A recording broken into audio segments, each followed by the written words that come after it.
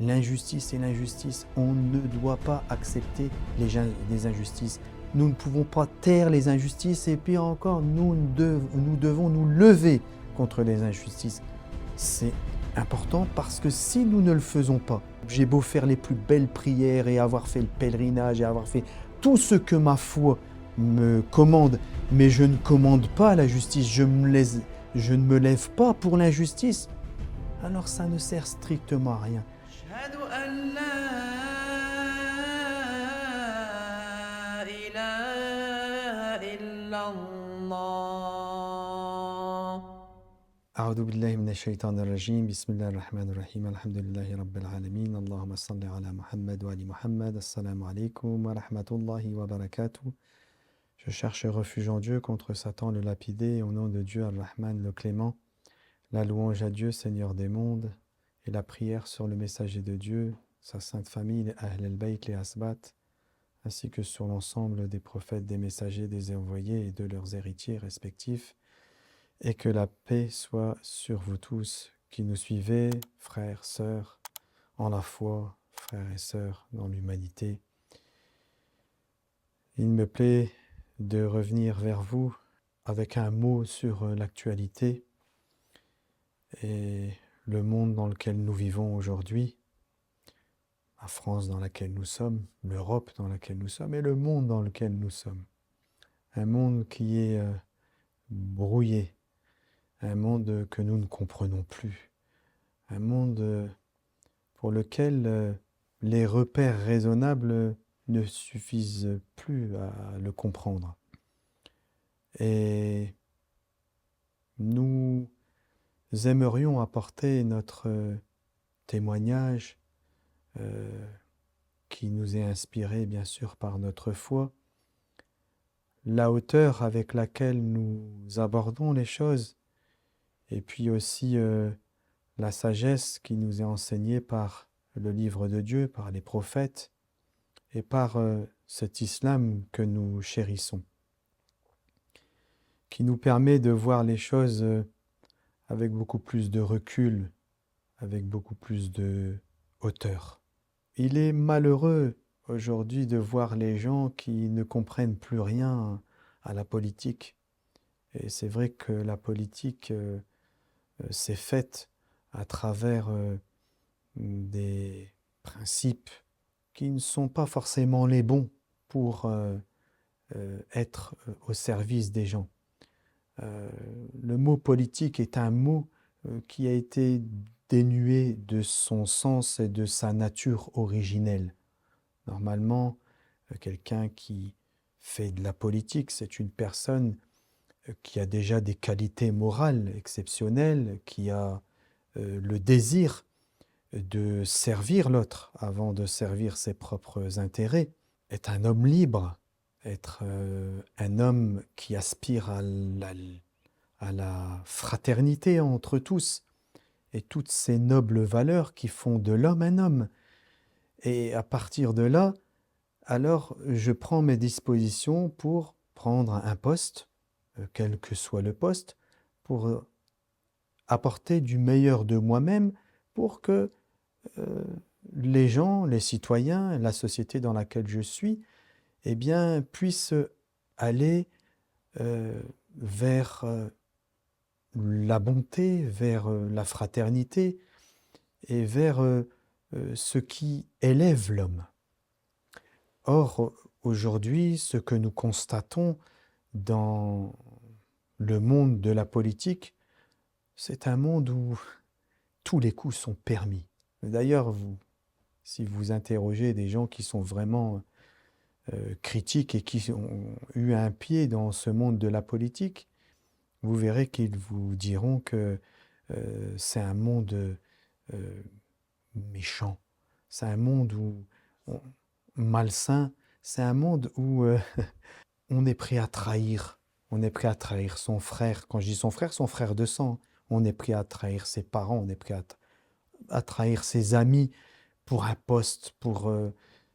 c'est plus servir les autres, c'est servir moi-même et puis mon prestige et être celui qui aura une notoriété et qui aura pignon sur rue. Pourquoi je vous dis ça? Pour faire d'abord un constat de ce qui est aujourd'hui et de ce que nous aimerions apporter. Tout d'abord, moi qui suis avec vous et qui vous parle, je suis un homme français, citoyen français, né en France. C'est vrai, j'ai un accoutrement religieux parce que je suis musulman d'obédience chiite et que j'ai une formation religieuse. Mais néanmoins, j'aime la nation et le pays dans lequel je suis. D'ailleurs, nous avons un récit du premier héritier de la maison de la prophétie, l'imam Ali alayhi salam, qui dit « La meilleure des nations est celle qui te porte ».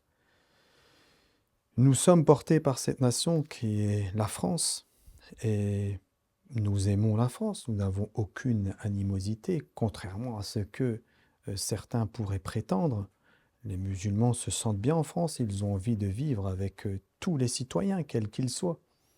Ils n'ont aucune animosité pour qui que ce soit. Et c'est pour ça que je me permets d'analyser les choses et puis de les dire comme je les ressens. Nous devons abattre aujourd'hui, dans le monde politique, toutes les barrières qui nous empêchent de nous réunir pour servir les valeurs de l'humanité. On a des clivages politiques, on a différentes religions, on a dans cette nation France, on a des Arabes, on a des Turcs, on a des Chinois, on a des Africains, on a des Français de souche, on a etc., etc. On a multiplicité d'individus dans cette nation. Et c'est ensemble que nous devons construire cette nation, c'est-à-dire la France d'aujourd'hui. On ne peut plus considérer que c'est la nation des individus de Français de souche. Non, c'est la nation de tous les individus qui sont nés en France, qui vivent en France et qui veulent coopérer tous ensemble pour que nous puissions vivre tous ensemble bien. Et dans ce monde politique et tous ces clivages qu'ils ont créés, nous avons formaté les gens. Ce qui fait que même les gens qui pensent faire du bien, qui aimeraient le bien, qui veulent servir les valeurs de l'humanité, lorsqu'ils voient quelqu'un se présenter, ils le jugent par rapport à son passé, par rapport à ce qu'il a fait. Lui, c'est un type de l'extrême droite. Donc il faut le regarder avec ce prisme-là, ce prisme de l'extrême droite. Et nous vous disons non, arrêtez. Quel que soit le clivage auquel nous avons appartenu, nous ne devons pas nous regarder ainsi. Nous devons regarder quelles sont les valeurs que cette personne prétend vouloir défendre. Est-ce qu'elle a d'autres intérêts que celui de servir les autres? C'est ces choses-là que nous devons regarder pour que nous puissions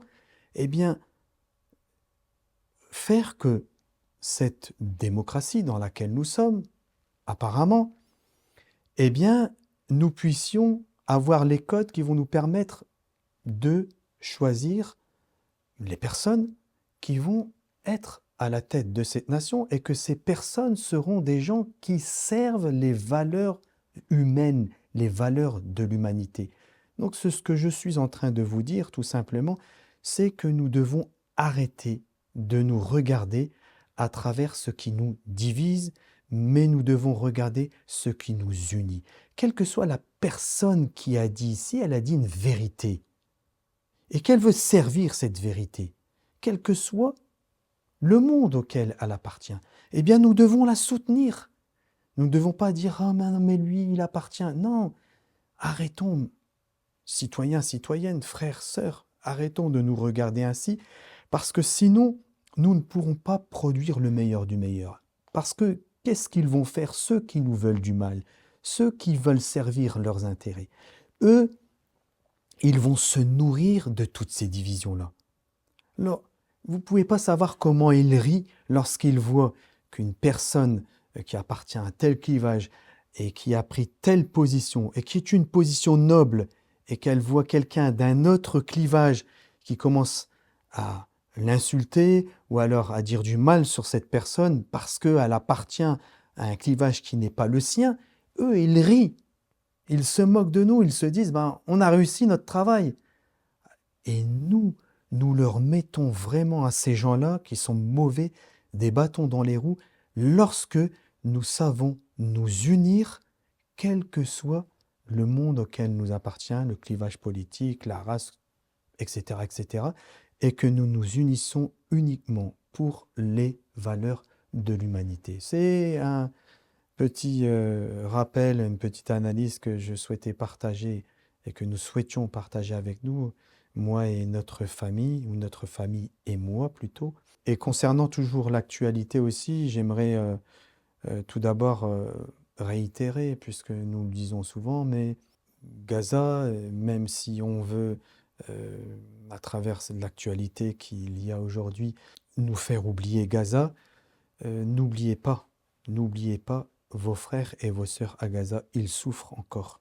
Parce que apparemment, il y a eu un cessez-le-feu, mais vous savez très bien que l'entité sioniste ne respecte aucun cessez-le-feu.